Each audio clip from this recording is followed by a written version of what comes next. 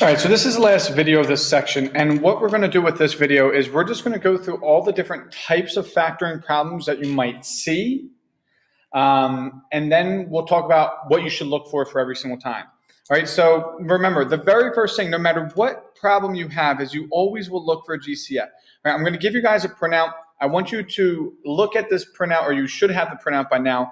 I want you to be looking at this while you're going through these problems. All right, the first thing you always look for is a GCF. Then after that, you want to see how many terms do we have, because depending on the amount of terms we have, that can dictate what type of or how we should go about trying to factor this.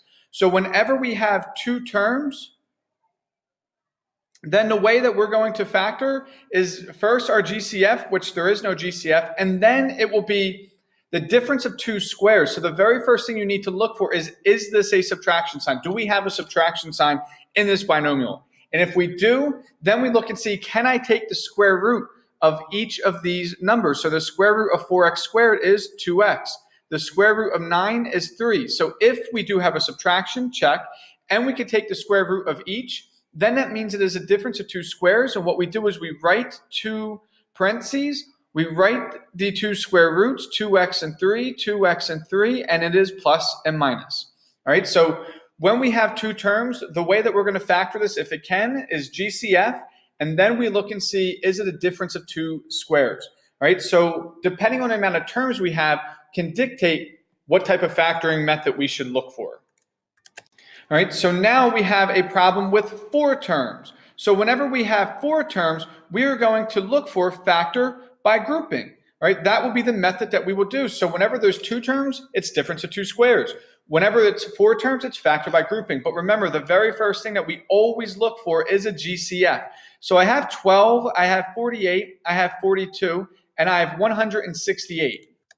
And all of those numbers are divisible by 6. So that means, or can all be divided by 6. So that means that our GCF is 6. So we can go ahead and we can divide every single term by 6. So remember, the very first thing that we always look for, so that means we're left with 2a cubed plus 8a squared plus 7a plus 24. I'm sorry, not 24, that is 28, plus 28, sorry about that, plus 28.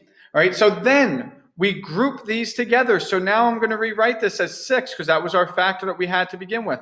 And then we have 2a cubed plus 8a squared, always a plus sign. And then whatever sign is here follows our next term. So it's 7a plus 28. All right, then we look and we see, can we factor anything out of each of these groupings? Well, here I have a 2 that can be factored out and an a squared. So I know I'm going to write the 6 at the end.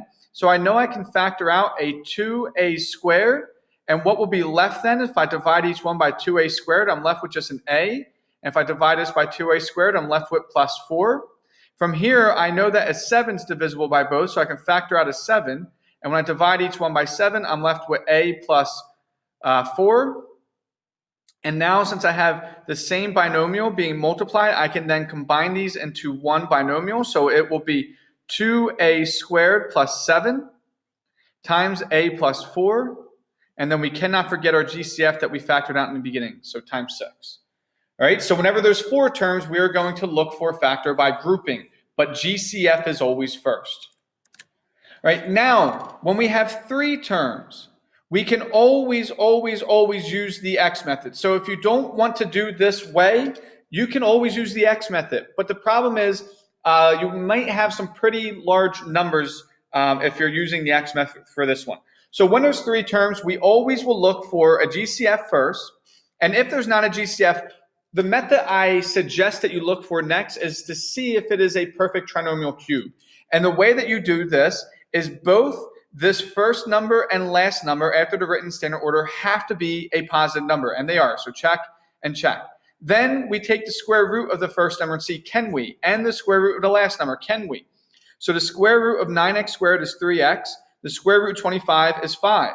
Right? After we see that they both are squares, we then multiply them. So that gives me 15x. And then we double it. So this is the steps for a perfect trinomial cube, and it's equal to 30x. If that matches the middle term, which it does, then they are a perfect trinomial cube. And the answer for this is you write one binomial, I'm sorry, perfect trinomial squared. Then you write one binomial, you write your two square roots, 3x and 5. Whatever sign is in front of our middle term, or our b, is a sign that we use in our binomial, so it's -5 in this case, and then we square it. All right, so when there's three terms, you can always look to see, is this a perfect trinomial square? Because if it is, it's just a little bit quicker and easier for you to factor than the x method. But if you don't want to check for this, you can always 100% just go straight to the x method.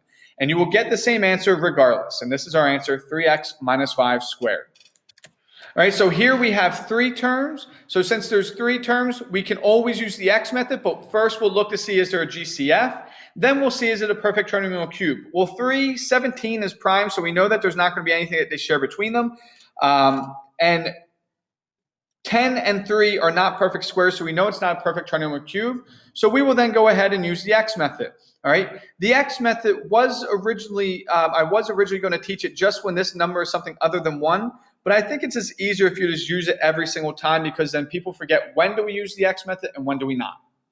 All right, so then we always put the multiplication sign at the bottom of our x and the addition sign here. We multiply our a and our c, so 3 times 10, that gives me 30, and the middle number just drops straight down, so that's 17.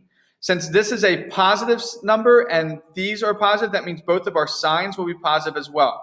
So factors of 30 that multiply to 30 and add to 17.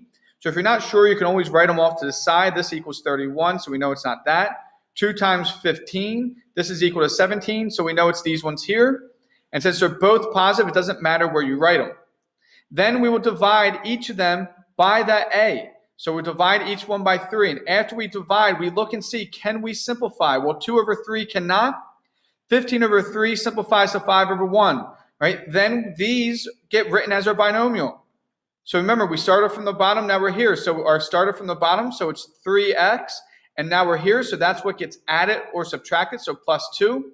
Started from the bottom, now the whole class here, so it's 1x, that's what gets multiplied to our variable. And now we're here, so that's what gets added or subtracted, so 1x plus 5. All right, now this is the last problem that we're going to do for this video, but I wanted to kind of just have one video where we go through all the different types and also how we know when to look for what method to use. This one's 4 terms, so right away we know we're going to have to factor this by grouping. Now remember, not all problems can be factored by grouping. In the future, we will learn a different way of how to factor when these cannot be factored by grouping. But for right now, I'm going to give you ones that can. We look for a GCF first.